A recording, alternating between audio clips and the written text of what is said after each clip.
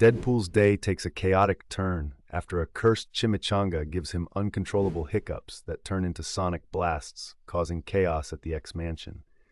While Wolverine hunts for a cure in ancient tomes, Deadpool embraces the madness. Using his hiccups, he becomes a human cannonball, stops a bank robbery, and gives Colossus an accidental massage. After a mishap with a chili pepper potion grants him super spicy breath, Deadpool sets the kitchen on fire, only to put it out with a powerful hiccup. As the dust settles, Deadpool recovers, Professor X warns of street food dangers, and Wolverine swears to keep chimichangas away from him.